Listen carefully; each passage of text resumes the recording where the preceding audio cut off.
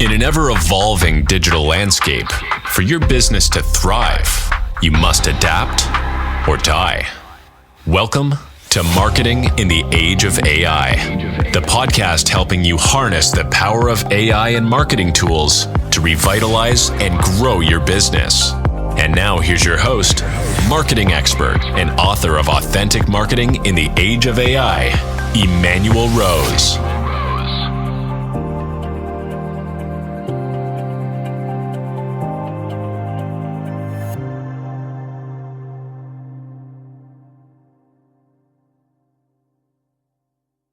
Well, welcome to another edition of Marketing in the Age of AI. I have the pleasure of introducing Sani Abdul-Jabbar. We're going to be talking about strategy and how to leverage AI in all things that you're doing. Welcome to the show, Sani. Thank you, sir. Glad to be here. And it looks like I'm having the tech difficulties on my side right now, but we're gonna keep pressing on. It's all right. People's tech difficulties is my job security. All right. Well, that's awesome. Well, will you share a little bit about your background and what you're doing now with that background? Okay. So I've been in the emerging tech space for about 17 years. Many years ago, I started my career in corporate finance, worked for large corporations, Toyota, Warner Brothers, Canon, Sony, and others.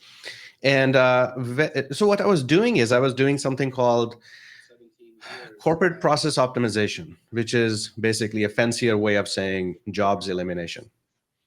So did that for a while, and then someone brought to my attention that this is not really the best way to earn living when you're killing people's jobs.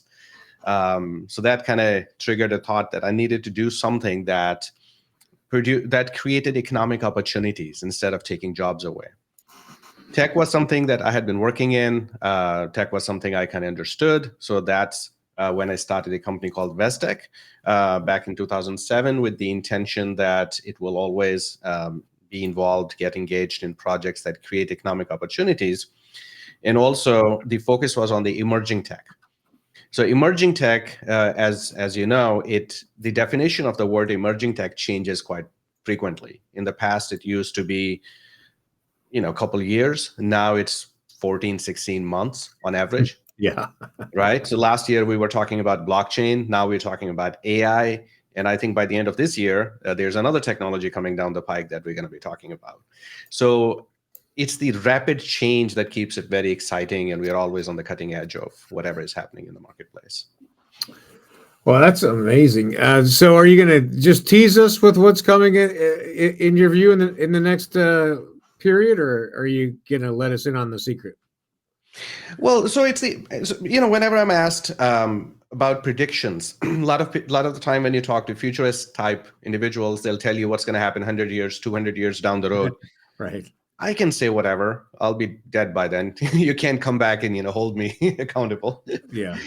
I am more interested in 5 to 10 years horizon. And the reason for that is, as business leaders, as your audience, which is primarily people in the mid-sized businesses, small to mid-sized businesses, for them, next 5 to 10 years is important, because if they know what to expect in the next 5 to 10 years, they can make decisions today, adopt technologies today, and so on. So that's what I'm interested in. And my approach to look at this sort of forecasting is looking at how the world is expected to look like 10 years into the future, and then working backwards from there. Uh-huh. So when you look at 10 years into the future, lots of the experts, they agree that we are looking at a whole lot more virtual world 10 years down the road. Like so metaverse virtual, VR virtual? What does that mean, Sani? We may or may not know that yet. Metaverse was a sort of a glimpse of that future. Yeah. But I don't think we have the technologies yet to define exactly how that future is going to look like. What we do know that it's going to look a whole lot more virtual. Now, virtual could mean in a metaverse type environment. It could mean in a in a VR type environment, which is metaverse anyway. Could be some other sort of technology, could be even avatar type technology where some representatives of us, it can be, pieces of software, for example, that might be representing us in different environments. So that's the future we're looking at. Now, to get to that future, there are certain technologies that need to evolve before we get there. Sure. Yep. Simplest thing, electricity, for example. Last year, I was in a conference with Microsoft, and one of the presenters, they mentioned that in 2023, 3% of the world total electricity production was being consumed by emerging technologies. And they said by the end of 2024, they were expecting between 6 and 8% of world's electricity production to go into emerging tech. Now, that trajectory is not sustainable. In order to get to a point where we have enough power to run these machines, to work with emerging tech, we need to find ways where we can produce cheaper electricity, cheaper power. So that's one. When we talk about evolution of technology, it's not just the technology itself that's evolving, it's the whole ecosystem that's evolving, right? So electricity being one of them. Then data, processing and storage. That has to get even more cheaper than where we are today, and a whole lot more. So that's another technology. Then you have cybersecurity. That's a big one. Cyber crimes, and now AI-powered cyber crimes, they're on the rise, and they're quite interesting and smart how they're doing it. We can talk about some of those stories if you like. So that's kind of where we're headed. And to answer your question, what sort of technologies we'll be talking about by the end of this year, early next year, is going to be one or many of some of these technologies that I mentioned. And bunch of other tech that's going to lead us towards that future down the road, the virtual future, 10 years down the road that I anticipate. Yeah, I think you bring up a couple of really interesting points. One, the virtuality or virtualizing of these interactions, right? We've seen that the software to generate deep fake videos or avatars of each of us. We could be avatars right now talking to each other. That is in the marketplace now and will only get better. So there is that in the near, to me, in the next 12 months, there will be avatar to avatar conversations where we get the meeting notes about what was discussed. Absolutely. Yeah, absolutely. Yeah. So to some degree, we are already doing that. I use a tool that's a meeting notes tool, and it gets added to all my calendar invites automatically. Sure. If I miss a meeting, I'm sure you're familiar with some of those tools. Otter comes to mind. That's one of them, and there's several other. Yep. So if I miss a meeting, the tool takes notes. Now, in the past, those notes used to just end up on my, somewhere in my cloud storage and only used as reference as needed. But now, by the time meeting ends, the notes get summarized and action items get listed, and everything ends up in my inbox. Right. So I don't have to sit through an hour-long meeting. I can just read, one or two paragraphs of notes, and I know exactly what took place. So we are kind of already sort of moving in that direction. Yeah, and there's a really interesting tool that not only will it take your meeting notes, but you can set it up for the whole company. And so it becomes a management tool, right? Where then all the meeting notes from all the meetings are delivered, and content is trended and summarized, and executives can see how the directives or objectives are being met in daily operations, for lack of a better word. Right, exactly. So, and another use case of that tool in the past, and we're still doing it to some degree, we would go into corporations and we would set up something called innovation centers or innovation labs. The idea was we would bring experts from different parts of the company and have them talk to each other, break down the silos within corporations, and have subject matter experts from different verticals within the organization talk to each other and come up with innovative ideas. The way that worked, we'd have tons of meetings. We did a project in 2018. There were exactly 100 meetings that took place in order to come up with a list of suggestions, recommendations on the innovation subject. So 100 meetings, 100 sets of notes, 100 summaries, and then combining all of that to avoid overlap. Yep. That took months upon months of work by dozens of people. Yeah, that's amazing how quickly you could do that today. Exactly. The tool that you mentioned, just deploy that across all those meetings. Yeah. And by the end of the meeting, you'll have notes, and not only from that meeting, but how they relate in the context of all other meetings on that subject.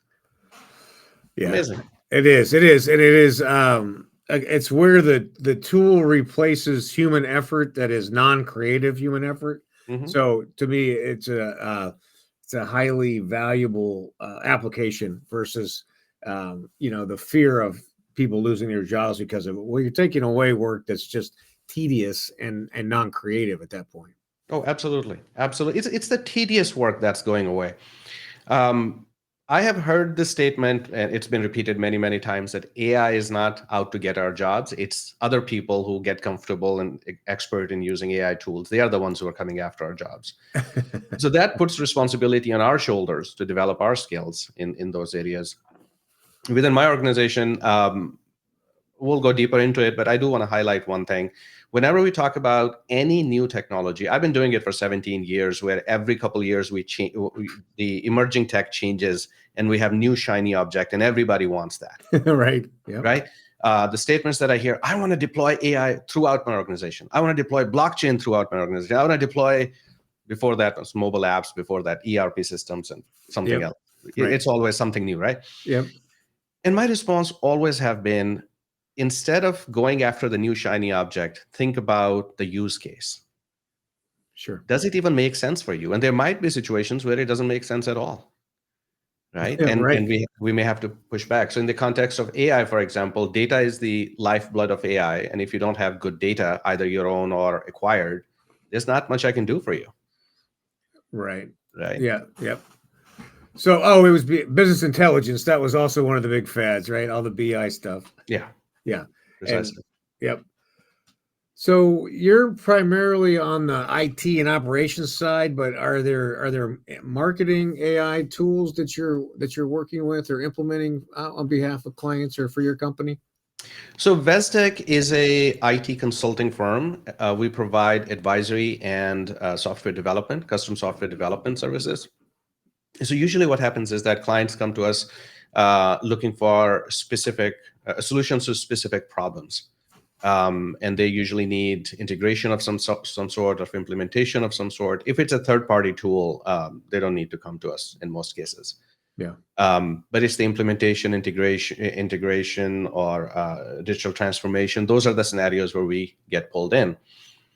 And the need for technical experts to implement AI is on the rise. And the reason for that is, one is generalized use of AI tools. So for a common tool, for example, ChatGPT.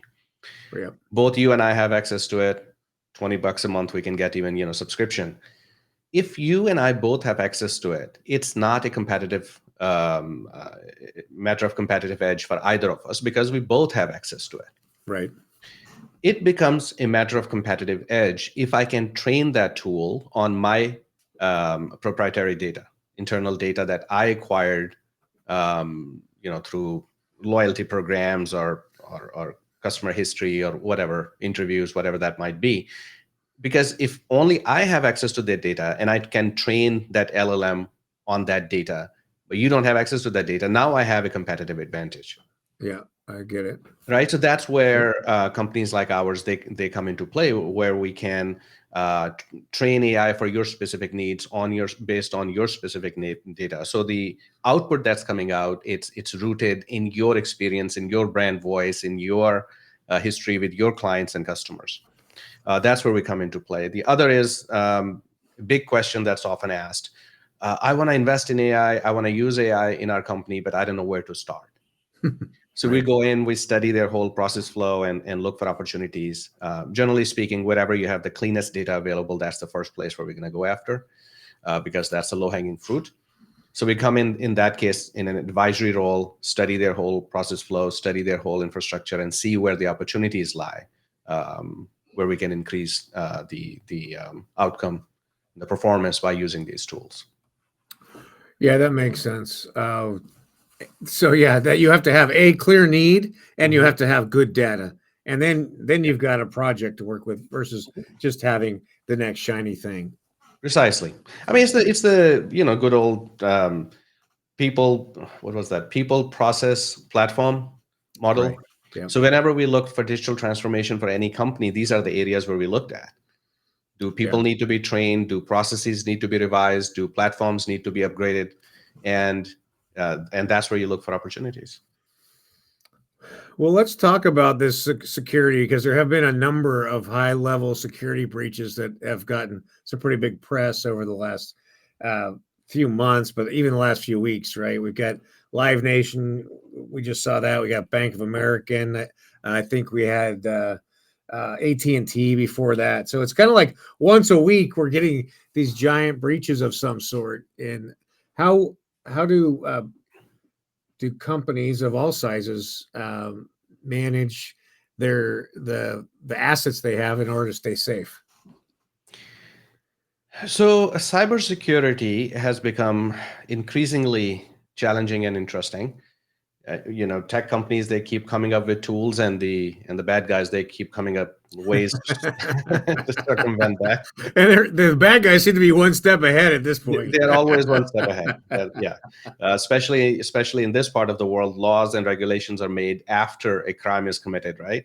Yes. Not before. So yeah. I'm not saying that's right or wrong, but that's kind of the approach. So we don't have enough regulations yet to protect us against these very advanced forms of cybercrime. In February, there was a case in Hong Kong where an employee was duped into sending, I think, $24 million. I might be wrong about the number. But the guy was tricked into sending money to an external account from the company. And he was supposedly, quote unquote, advised by the CFO to move the money on a Zoom call. And I did the quotes because the CFO was an avatar, was a deep fake. Wow. Right? The CFO was a deep fake, and the CFO, the supposed CFO, had advised the victim to invite few of their other colleagues on the call, so there are witnesses that the CFO actually advised the victim to move the money.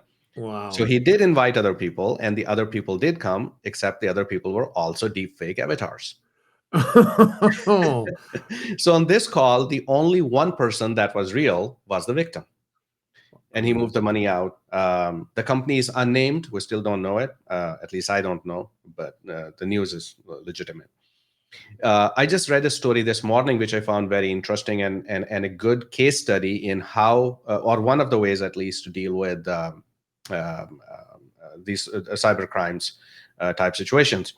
An executive at Ferrari received a message on WhatsApp, I believe, supposedly from their CEO, saying that, oh, I'm in the middle of an M&A deal, and I might need your help, but it's very high stakes and very hush hush. Therefore, you're going to have to sign an NDA first. So look out for an NDA from our legal. The guy received an NDA. And then it said, click here to sign whatever. But for some reason, something happened, and this executive, he got suspicious. So he said to this supposed CEO, he's like, I'm sorry, but I'm going to have to validate your identity. Can you tell me the name of the book that you recommended to me to read last week? Yeah. And the guy on the other end, it was on a WhatsApp call. It's like a verbal call. So even the voice was duplicated, and the messages are duplicated, and the numbers are spoofed. All of that. As soon as the executive asked that question, the guy on the other end hung up and never came back. And of course, the executive went to the CEO directly in person, asked if he was trying to get him to sign something. He's like, no, I didn't. So that's how he was able to avoid becoming a victim. So to answer your question, what can be done about it? As always, it's regulation, it's education, it's social engineering. Amazing. Right? Regulation is always going to be slow. So we can't count on that. Yep. In the AI space, the first region of the world that came up with a decent set of regulations is EU. Back in January, I believe they passed a bill that created some set of rules and best practices and laws around that based on the risk factor involved in an AI technology. from no risk to unacceptable risk, and there are total 5 levels. China has done something similar. In the US, we don't really have a comprehensive set of rules and regulations. So industry is trying to do what they can. California has introduced a few years ago, actually, GDPR type rules that can help us to a degree in the AI in the AI era as well. And the most important, and I think the most effective method is the social engineering part, because the bad guys usually use social engineering in combination with tech tools, and that's how they're so effective. So what the Ferrari guy did is like, tell me the name of the book that, of course, only the CEO knew the name of the book, because those were the only 2 people who had that conversation one-on-one. Yeah, it's like a secret password between. Secret password, yeah. Something that can be validated like this. That can be a good one. We had a situation actually not too long ago, a few months ago. So I'm involved in another company as well that deals in commodities, physical commodities. So the deal size tend to be much larger than in the tech world. We received a document that I was supposed to, as a managing partner, I was supposed to sign that document, and something raised a red flag. I contacted I responded to that email saying that, can you confirm, asking my partner. Right. Can you confirm? Supposedly the email had come from my partner, and I received a response saying, yes, I confirm you need to sign this document. Then I sent the same message to my partner on another channel, on Slack or something. Right. And he's like, nope, I didn't send you anything like that. And in that case, there were hundreds of millions of dollars involved in that deal. Yeah. And they had spoofed the email address, and the email address was spoofed. Well, when I looked closely, there was a minor spelling change, right, which I wouldn't have noticed otherwise. Yeah. So like number 1 was changed to letter I. So very close. Yeah. So L was changed to 1. Yeah, very close. So it comes down to basically paying attention to every interaction and validating anything that's an important transaction. It has to be validated and verified more than one way, essentially. Yeah. So we use a method in especially in the fintech space. We have used this method for many years. That's called what is it called? Off-channel, off-band verification, I think it's called off-band verification. So the idea is that we don't verify the identity of the other party on the same channel where we are interacting with them already. Okay. Yeah. We always go off-band. So if I'm interacting with you on, let's say, on this platform, and I need to verify something, I'll send you a text message, or I'll send you an email, or maybe call you, right? So always try different channels instead of just one channel. And another problem is that these days, a lot of these communication tools, they get integrated with each other. So for example, if you're using Google Suite in your organization, your chatting is also going to be within Google Suite. Your phone calls may also be within Google Suite. Your email may also be within Google Suite, right? So that's not off-channel. If you want to go off-channel, you have to get outside that environment and use something completely different to verify. Interesting. Yeah. Well, that's good. That's a new process that I haven't heard before, so I like that. I appreciate that. These are not quite new processes. They've been around. We just need to repurpose them. Right. Yeah.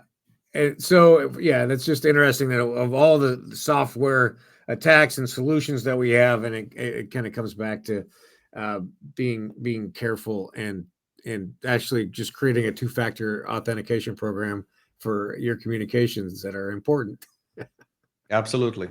I mean, look, every new technology is going to go in a couple of places first. We know that. I've seen that over and over in the last 17 years. It's always going to go to adult entertainment first, defense, and crime. These are the 3 things. Right. You can look back 100 years if you want. Like every new technology goes to these places first. Yeah. Which is not such a bad thing, because what happens is that when the technology goes in these very high-profile places, so it creates a lot of noise. It gets a lot of attention from people, from investors, from technologists. So because of that hype that comes out of these industries, crime industry or adult entertainment or defense, That hype then helps bring more investment and more tech and more know-how into the industry. Yep. And then you develop it, evolve it, and bring it to mainstream businesses or individual use. So that kind of has been the trend almost, at least in my entire professional career, that I've seen over and over. Oh, that's an interesting perspective on it. And we're reaching close to the end of our time. I'm just wondering what kind of advice you would give to business owners, CEOs, marketers about just the how to integrate the AI into their marketing campaigns, into their businesses, and what kind of structure they should be implementing. Well, a couple of things. So we spend quite a bit of money into market research, custom market research every year to see how the tech landscape is shifting, because emerging tech in the space in which we work, it's a rapidly shifting market environment. So we have to stay ahead of the game. Last year, we got a study done, and we found out that close to 80% of CEOs, they understood, they believed that within the next 10 years, AI is going to become a matter of do or die. You either use it and survive, or don't use it and perish. Yep. Less than 4% of the same CEOs were actually actively investing and taking actions, significant actions, to adopting these technologies for their businesses. The primary reason why the difference between 4% and 80%, it was fear of the unknown, something new. No one likes new. Right. It's scary. Yeah. So we kept saying, well, you got to talk to people who do this day in and day out. I have a bunch of smart people in my organization who can answer questions like, where to start, and do I have good data to use AI, or is AI even a good technology for me to invest in or not? They can easily answer these questions, but this is what they do all day long. Now, something happened between November of 2022 till now. November of 2022 was when ChatGPT came out and AI became, living room conversation topic. Yep. It wasn't until then. That's not the day when AI was invented. AI has been around for a long time. Sure. We did a major project back in 2015 in AI. That was our first large project in the AI space. However, now what I'm seeing now within the last couple of months is that AI has gone from the dating and honeymoon stage, and now it's at the making babies stage. Yeah. I like that. For better analogy, that means real interesting and smart projects are coming on my radar, which are AI powered. Things that it was like so obvious. Why didn't we think about it? And someone comes along and they're like, "Can you do this?" And we're like, "Oh yeah, let's do it." Fun stuff. Right. So I'm seeing a lot of that now. What that means, and also a lot of money flowing into this space. Sure. A lot of investor money. Yep. So when you have a lot of investor money coming in and you have lots of good ideas coming in, now you don't have time to wait and see what's going to happen as a business leader. You have to adopt those technologies, because your competitors are doing it right now. And the race is on. Yep. The race is on, right? The race is on. So now, so that's first thing, the sense of urgency. That's what I'm trying to communicate here. Sense of urgency. The race is on. Yep. The second thing is, as boards, board members or top level decision makers, they need to dedicate time in their board meetings or an equivalent of that. Smaller businesses may not have a board, but whatever the equivalent version of that sort of process they have, they need to put aside some time where they discuss how these new emerging technologies can save their businesses going forward. I'm using the word save on purpose. It's not just a matter of how to make you more efficient. Now it's a matter of survival. Interesting. Right? You have to dedicate funds for that. You have to dedicate time for that. And most importantly, don't just get excited about the new shiny object. Think business case. What do you have a compelling business case? And if not, we got to look for that. I can guarantee you, every decent sized business can gain, without even putting too much effort into it, they can gain between 15 and 17% efficiency improvement by using these new tools. Yeah. Now imagine if you actually sit down, set aside some time and budget, and actually study your entire processes and see where the opportunities lie, and then bring these technologies mindfully into the business. Right? These are some of the things I would like to leave your audience with. Well, I think that's a very salient point, and it's that to look and see where the gaps are in the business, in marketing, or somewhere in operations, and say, how do we fill this problem? Answering the phone, or website traffic, or copywriting. How do we solve these problems with AI, and then go and test some tools and see what the implementation looks like? So, yeah, and talk to somebody like you who can teach them about generative engine optimization as opposed to search engine optimization. Right. So that's a new thing that we have to understand now in the new world of AI marketing. Yeah, I just saw that OpenAI has got their first search engine online now, and so that will be a whole new area for marketing to vector into. So, I know our time is running out, but I want to raise a question actually for you. Right. So I was reading up on it, generative engine optimization, and some of the advice, like how to optimize your website for generative engine optimization, it sounded very much like early days of SEO.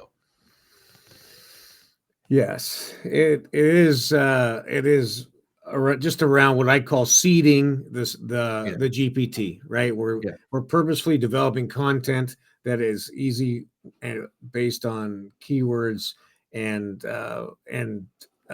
PR for companies to be able to find us because they're doing a product search or a service search, and we want the GPT to come back with those keywords for that search. So it looks like at this stage it's a low-hanging fruit. A friend of mine who is a well-known dentist, a really good one, very successful dental practice. If you search for the top dentists in Los Angeles, his name comes up on in these LLM models. Nice. Right. And so the point being, low-hanging fruit can be easily done if you know what you're doing. So people need to come out and talk to somebody like you and leverage these new technologies. Like you said, the race is on, and my feeling is that if your organization is not identifying gaps and testing solutions, then you will be out of business in 5 years because it's moving very quickly. Absolutely. Well, Sani, I really appreciate your time and your thoughtful answers and your expertise. You are a true professional with a wealth of experience, and I feel very grateful to you for spending time with me today. Thank you so very much for inviting me. It's been fun. And if people want to get in touch with you, what's the best way to track you down online?